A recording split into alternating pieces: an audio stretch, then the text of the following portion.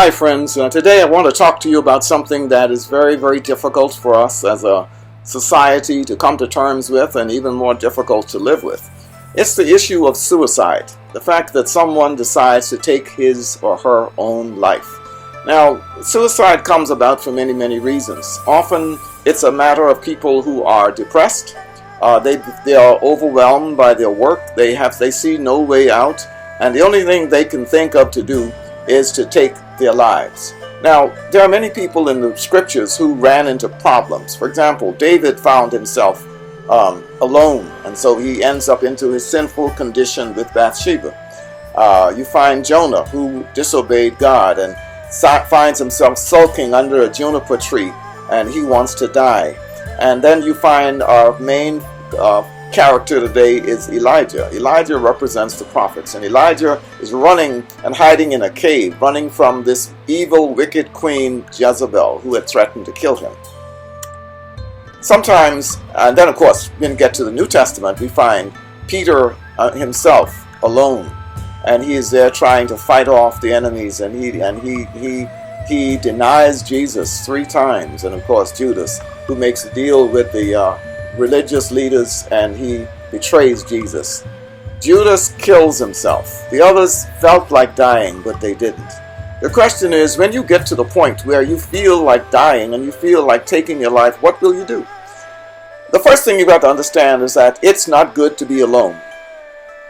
It's not good to be alone, particularly when you have been angry and you have no one to address that anger and no one to focus that anger on, or worse, anyone to help you walk through your experience with that anger.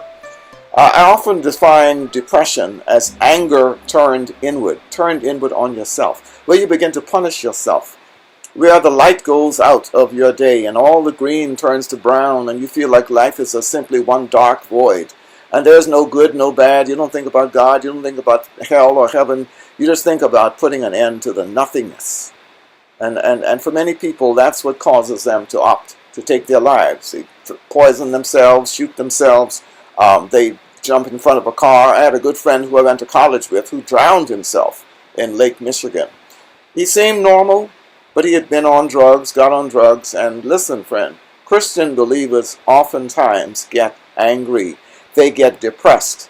They feel there's no way out, and maybe you've been like that, or you know someone like that. When you are like that, here are the principles to look for. Never remain in that alone status. Now, it's solitary experience and existence is okay for prayer, meditation, for many things. But when you are depressed, you don't need to be alone. You need to find someone who can be with you.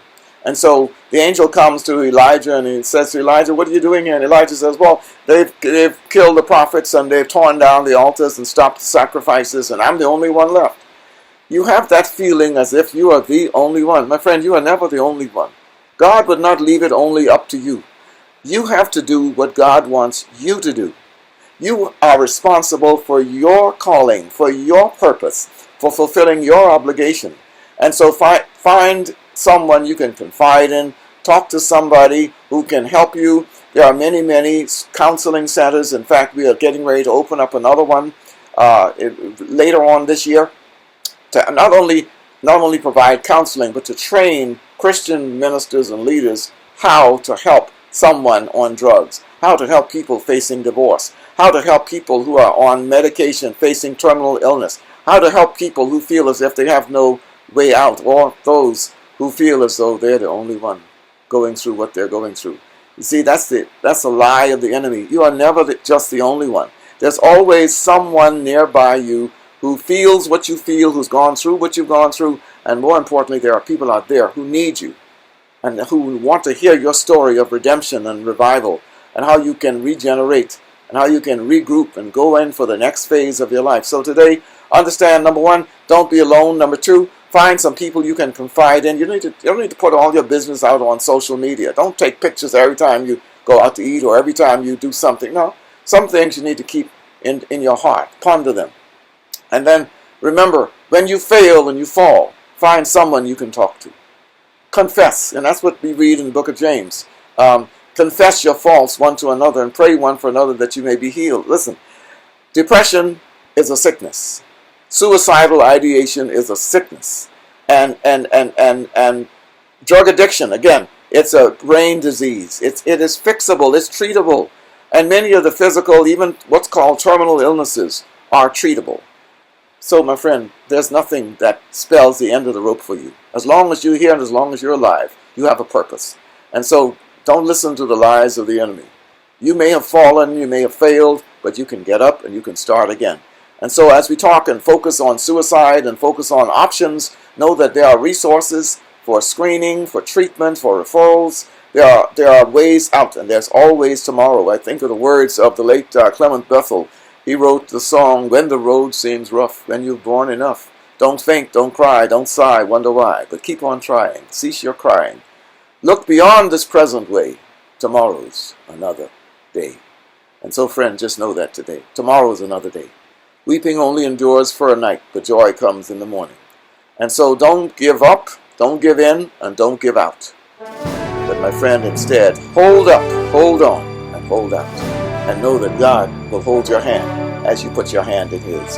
God bless you today. And if you're struggling with suicide, if you're struggling with help, please call us. Let someone know that you need help. We will rouse our counseling team and get you help today.